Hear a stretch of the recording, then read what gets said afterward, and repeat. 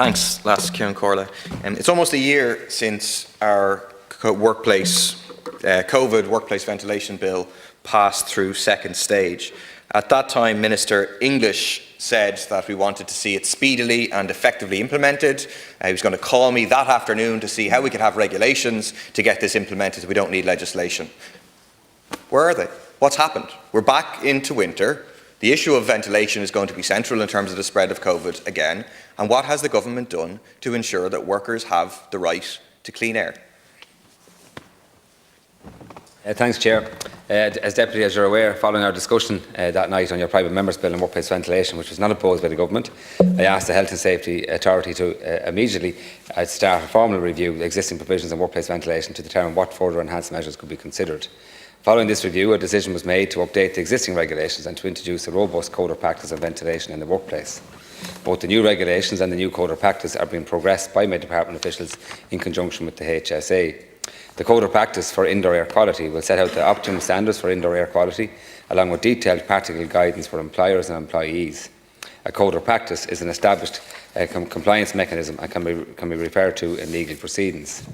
The Board of the HSA has approved the draft Code of Practice for Indoor Air Quality for public consultation. The public consultation will commence the week beginning 21st of October, as in next week. It will last about 4 weeks. The timeline for the publication of the finalised Code of Practice will depend on the extent of any amendments to be made following the public consultation, but it is anticipated that the Code of Practice will be published in early 2023 and that the updated regulations will be introduced at the same time. The existing 2007 General Application Regulations create a requirement on employers to make sure that there is an adequate supply of ventilation in the workplace and that the evaluation of ventilation forms form part of an overall workplace risk assessment. Amendment of the General Application Regulations will bring into force the new Code of Practice for Indoor Air Quality. Any worker who is concerned about appropriate levels of ventilation in the workplace should immediately contact the HSA for advice and guidance on the matter as well. So this is progressing quite well, and as per our agreement on that, even with your legislation as well. And I do believe our regulations will probably go forward and achieve more, because your requirement of a specific COVID measure, we're trying to improve the air ventilation in general, which has many other benefits beyond the prevention of the spread of COVID. Okay, so the Minister is saying there's going to be a code of practice. What's going to be the consequence if a company doesn't abide by the code of practice?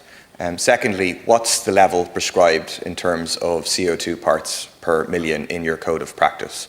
Because our bill didn't just relate to COVID, it related to CO2 parts per million, which are effectively, it was a proxy for the likely presence of COVID, but it related to the air being of good quality.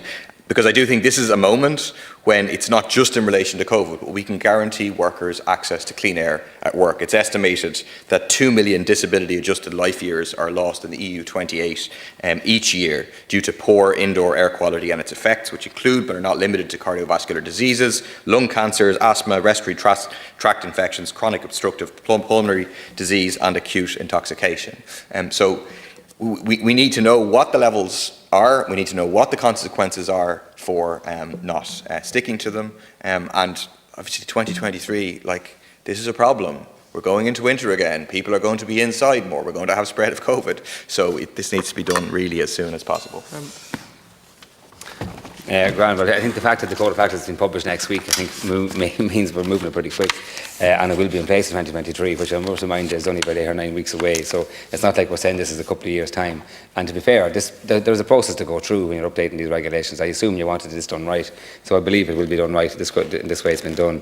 The Code of Practice will be published next week, and the development of the regulations to bring into a new force of Code of Practice in the workplace is being progressed by the officials. The existing 2007 regulations are being amended to impose an obligation on employers to comply with higher standards of indoor air quality, which will be set out in the Associate Code of Practice. The updated regulations will give legal effect to the Code of Practice. You're asked what that's about. The Code of Practice for Indoor Air Quality will set out the optimum standards for indoor air quality, along with detailed practical advice and guidance for employers and employees on areas such as containment on indoor air and their sources and health effects, risk assessment, indoor pollutants, the thresholds measurement and analysis, ventilation strategy, ventilation types and appropriate control measures, along with practical checklists and tools for employers. Under the Code of Practice, the HSA inspectors will have the full range of powers available to them, including the right to assess a report of inspection, serve an improvement or prohibition notice, enter a place of work, question, search and investigate, examine records and examine the workplace activity and processes being carried out and can be used in criminal proceedings. Thanks a lot. I mean, let's see what the Code of Practice is. I do wonder whether there will need to be a primary legislative framework to mean that there are real substantial sanctions on employers which do not provide clean air for their workers. In Belgium, for example, which has been one of the first movers on this in the European Union, they are currently introducing something quite similar to our workplace ventilation bill. In relation to that, I mean, has the department any idea of how many people who have long COVID were infected in their workplace? Will the department change its policy in terms of refusing to classify COVID as an occupational illness? The Oireachtas Library and Research Service estimated last January that there could be around 115,000 people in Ireland suffering from long COVID. We're going to add more people to that list over the course of the coming winter. Very, very many of them will have picked that COVID up and then long COVID in their workplaces in poorly ventilated buildings. Chair, again, we did analyse your bill at the time and we felt that to amend existing regulations was a more appropriate way, a more pragmatic way of achieving the objectives of your bill, so we probably would have achieved the same things. The bill, as drafted, your bill, focused primarily on improved workplace ventilations.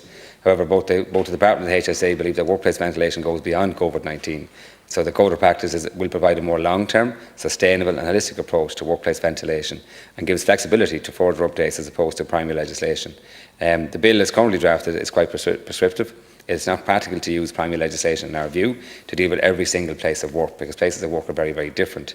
They differ greatly from each other and the impact of CO2 readings must be judged in the context of different workplaces with different workforces at different times.